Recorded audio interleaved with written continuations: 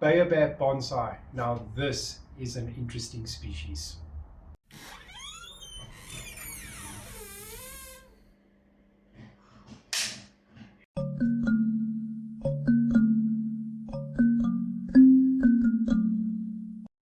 In part one of this two-part series on how to grow baobab as bonsai, I interview Vorster Fourie of Pretoria and show footage sent to me from Scott Bredin of KwaZulu-Natal.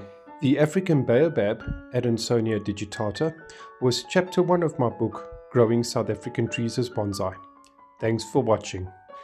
Scott Bredin, who created this amazing bonsai, shows techniques he uses with the species after an interview with Vorster Fourie in this video. Okay, it's the 25th of March 2026, and I'm here with my friend and fellow club member, Vorster Fourie. Thank you very much for having me, Vos. Welcome to my garden. It's lovely to be here. And you've been able to, from scratch, produce quite a couple of show trees and of different species. But what is of particular interest today is baobab. This baobab over here, I interviewed you. For those that haven't seen that video, don't you want to tell us a little bit about this tree and your journey with it, and take us through a little bit of the history of this baobab of yours? All right. Thank you, Liam. Yes, so this baobab, I think it was one of my first trees that I had because I did my bonsai course with Uncle Charles Saronia quite early on. And when I got introduced to his book and to his styles, obviously the baobab was very high up on that list for a species to have in your collection. So I sourced this one from Plant in 2005. I still knew nothing about bonsai at that stage. So it was still in a cascade pot when I got it, about a third of the trunk girth that it's at the moment. So I had it in that pot for a couple of years, and then I took it to Uncle Charles, watered it too much, it was rotten. So he cut down those patatas at the bottom, he cut all the rot out, and he sealed it by a method of burning it on the stove, believe it or not. It worked, repotted it, but my mistake with the baobab, if you can learn from that, is not to put it with all your trees in the collection. You tend to do that because you keep all your trees in the same spot. So I nearly killed this tree 2 or 3 times. Org has helped me many times with this tree. As I said, I tend to overwater it, but I've learned my lesson with it now. So Org has rescued it twice, where he's also just taken it out of the pot, cut all the rot out, put swal on it, and then he would leave it outside to dry literally for a month before we put it into soil, and then we'll wait until it buds. Leaves are, I would say, at least between 5 and 10 millimeters long before we start watering. But then you can start watering through the summer as normal. And I've learned my lesson with them now. So once they start dropping leaves, I'll stop watering it. And then I will not water it all the way until it starts budding end of October again. My overwintering strategy with it, I'll leave it outside in the sun, even if it's 10 degrees outside. Pretoria is quite mild. Our coldest winter days are usually about 15 degrees, our high for the day, with 5 or 6 maybe for the low. Then I'll watch the weather apps, and if I see frost is coming, I'll do put them on my stick, put them away, so it doesn't get any frost on them. Well, how long did you have this this tree in, like a growing container or a training container, before you upgraded it to a bonsai pot? So Liam, I would say I bought it in 2005, and I would say around 2008, 2009 was the first time I put it in a big plastic container. But the mistake that I made there as well, I think I could have gained with a lot looser soil. My soil was very fine, and I repotted it once in 10 years. So I think if I did repotted it a bit more, I would have had better results. But since 2018, I actually rejoined the Pretoria club. I was away for a couple of years. I rejoined the club after Uncle Charlie passed away. And then by then, it was the first time I got a pot for it and repotted it. And I've actually have to say I've had good results with the girth of the trunk at the bottom, just in the bonsai pot over the last, well, it's also now been 8 years already. But now I have to repot it, I would say, every 3 years. I have to repot it in this pot, otherwise it pushes itself out. A very notable thing about your tree, of course, is that there's no trunk chop scar. I mean, there's no like cut wounds. It's like a very natural small tree. And I wondered if you wanted to tell us about how that came about. This tree was grown from seed in the year 2000. I got it in 2005. So it had kind of all the main branches that you see on this now, it had on there. So I just literally kept the top chopped in the beginning and gave the side branches, a bit of space and a bit of time to grow. But I was lucky enough that I didn't have to chop something. This tree has been styled without the use of wire, but there is a little bit of a trick when it comes to wiring baobabs. And I wondered if you wanted to tell us about the trick of wiring them. Yes, Liam, I think the image of this tree is of a young baobab, and I've often wondered if I should transform it, especially now that the trunk is a bit thicker, into a more older looking bonsai. And the trick that we learned from Org was he takes a scalpel and he literally scars the trunks the branches at the bottom. He cuts all the way, like halfway through the branch, from the base all the way to the tip before he wires it. And then by bending it down, the scars that form from the inside is technically supposed to help you to keep the shape. Yes, because there's stories of like wiring branches and without those incisions and keeping that wire on and that branch in the position for years, and you take the wire off and it just like bounces back to the position that it was. So unfortunately with baobabs, they do get better with age. I've enjoyed this tree and it has looked like a baobab tree for at least 10 of the 15 or 11, 12 of the 20 years that I've had it. That did look, but with age, it's definitely looking better. And that's something that you can't, time is something that you can't buy. We can. Do you remember the stories or the like maybe some of the older growers that sort of like old school sort of thought that the tree in winter needed to be like bare rooted? People would actually take them out of the soil completely and then like hang them in the garage. Yes. Do you want to tell us? Did you remember observing that in the old club days? And I remember Uncle Charlie telling me about it. That it was a method that quite a few people used. They'll just take it out of the soil and hang it up in the garage. But what he said, he found that he actually lost a bit of trunk girth over the winter by doing that. And then because it dries out too much, and then he's got to gain that again. So it actually slowed the process. So they did do it, and the tree can survive. I've seen this. I've had this thing clip the roots, didn't treat it with anything, and I would leave it out of a pot for 6 weeks and pot it, and it will still grow. So they are quite tough in that sense. But yeah, I don't think that's a recommended method anymore. But I think it's very important that you don't water at all. Once it's dropped the leaves, that you completely stop watering. Yes. That is the sort of general thought. Vorster, would you agree with me? Like, let's say we took two seedlings from the same tree, and we grew one in the sun and one in the shade, and they both grew for years. And the one that was growing in the shade, you put him next to his brother in the sun, and you'll see that he'll probably struggle to adapt to that a little bit. And you do actually hear accounts of baobabs being exposed to water in winter and actually having no real ill effect on the tree at all. And you sometimes think about that, like different trees have like got different circumstances. Yet at the same time, I've heard of accounts where just one watering on a baobab in winter just rotted it. I've heard of both accounts I from both think I, sides. I think maybe the one where that guy that he maybe had the problem before winter. It's something that can actually live in that tree for maybe up Yes. to a year, and it won't die, but it's just not going to grow until you sort the problem out. For a grower in Cape Town, an observation that he made was that sometimes you won't be aware of root rot until it's too late.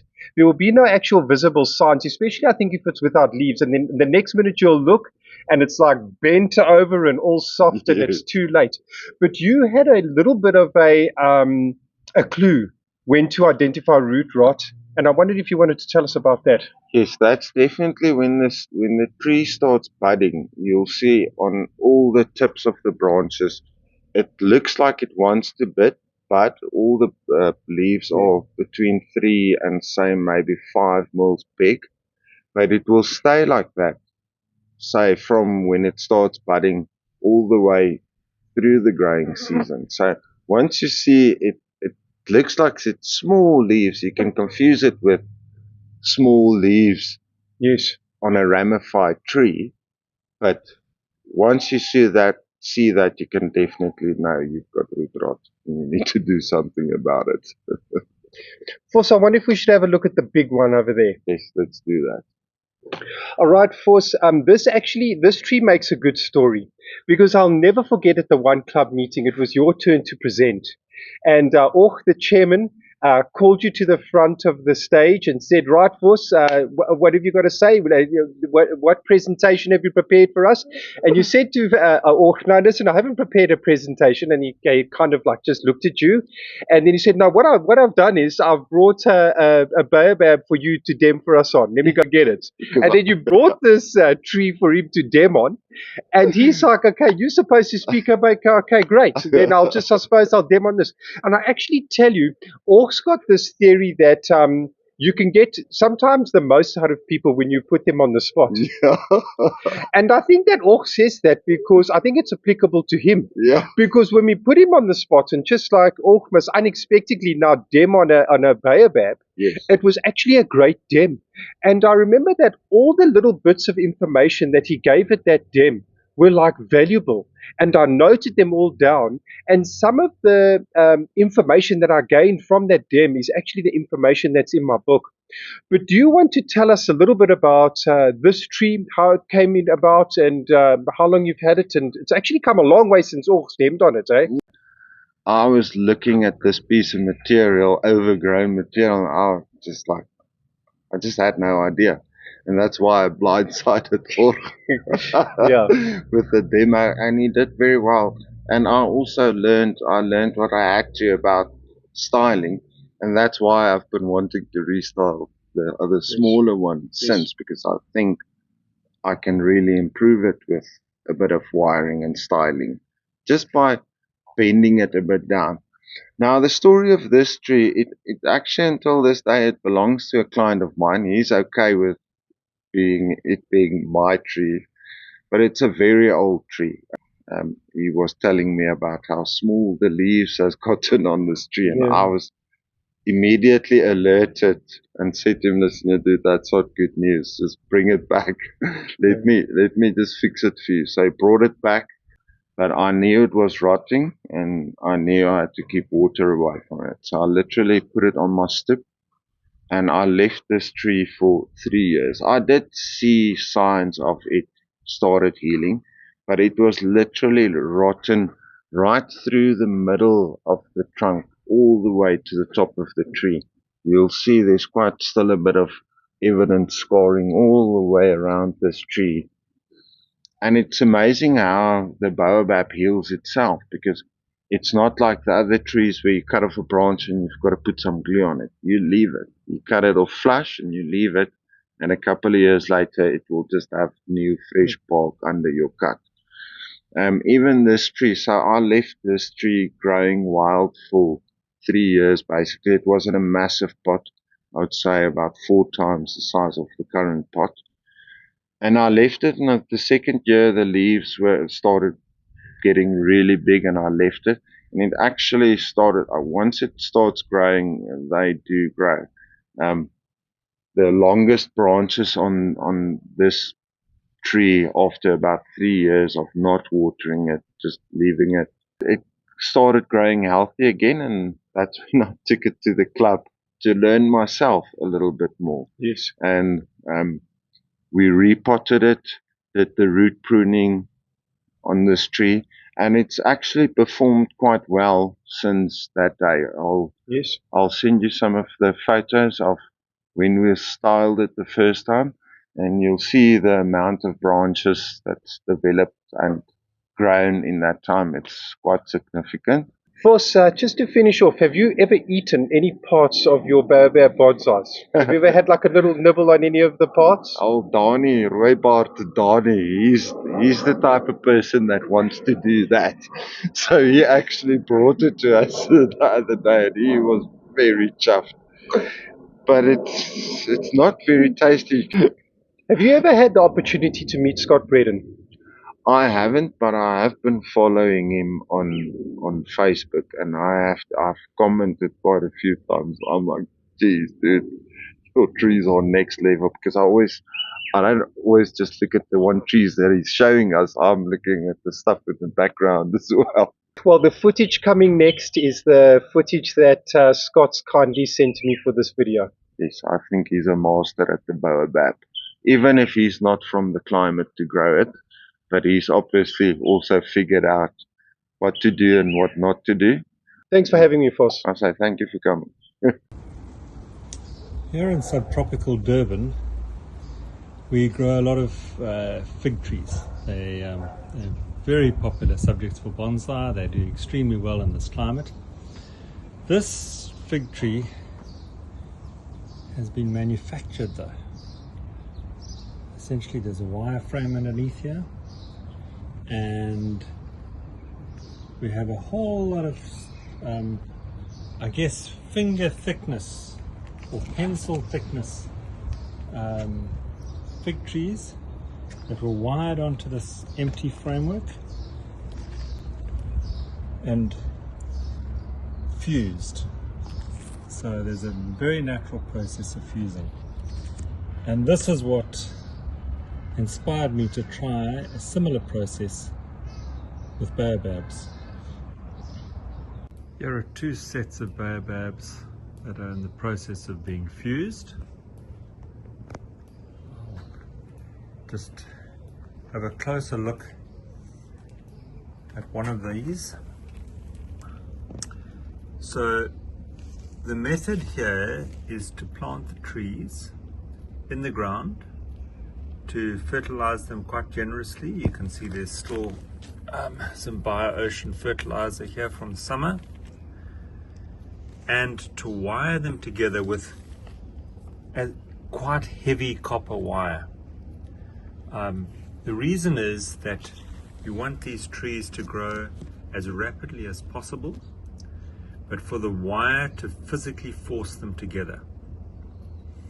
In my experience, if you simply expose the cambium layer on the trees, as you would when fusing or grafting other species, and use some sort of light attachment method, a grafting tape or cable tie, something of that nature, these trees will grow so quickly that those constraints very quickly snap and break, and the trees will heal up on that exposed cambium layer rather than fusing with the neighboring plant material. So here you can see how the fusing process has started. You can see here it almost looks like a weld that has happened, and the wire is biting in quite deeply here, that you can see in profile how it's distorting the side of the tree. In my view, that is absolutely fine. That is one of the growth characteristics of baobabs in the wild, is that you get what almost look like fat rolls on the base of the tree. It has a waxy appearance.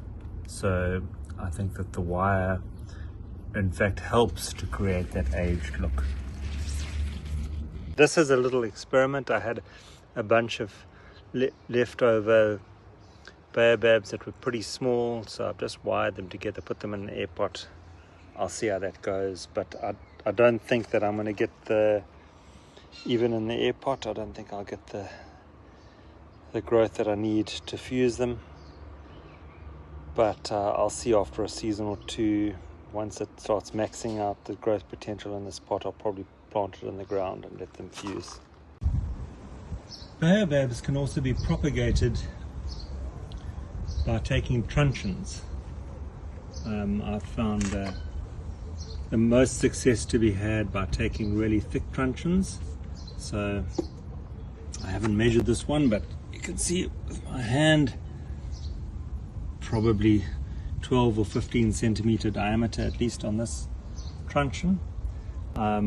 It was just a straight section of trunk, and I've started the process of carving away and developing a more naturalistic transition between this straight trunk and the primary branch structure. You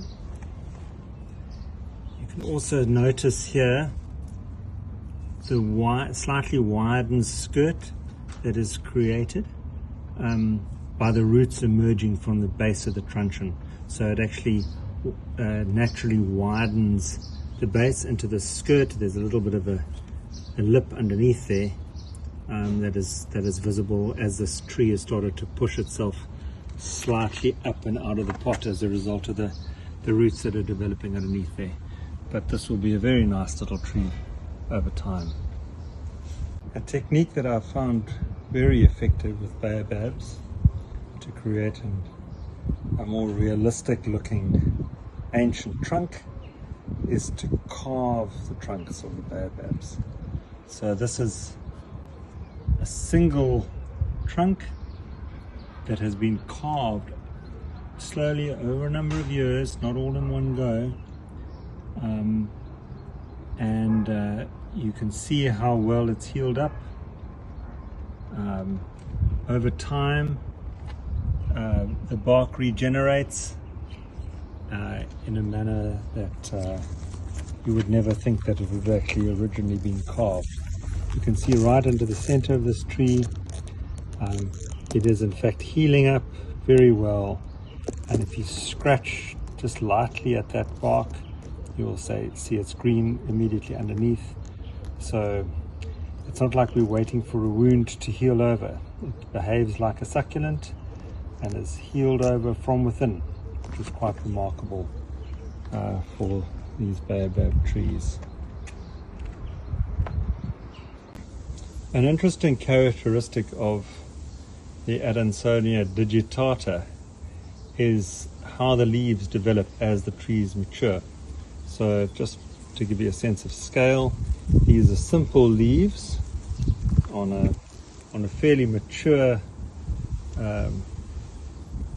tree. This tree was originally grown from seed, planted in the year 2000, so it's now over 25 years old, but has been a bonsai for a significant portion of that time. And you will see that most of the leaves are simple. However, as the trees mature, they start to develop first trifoliate leaves, so 3 leaves on one stalk, and then in time will eventually develop the palmate leaf structure. In other words, 5 leaves coming off one stalk. But it is interesting as well how the leaves do get progressively smaller, although there's been no defoliation on this particular tree over the growing season. A presentation on Baobab bonsai from Scott Bredin is available on YouTube from a previous South African Bonsai Association convention. I will leave a link to that video in the comments section of this video. I thank Vorster and Scott for participating in this video. Be sure to stay tuned for part 2 of this series, where I feature more good growers of Baobab, and where I'm sitting now amongst the amazing Baobab collection of Ork Exley in Pretoria. Thanks for watching.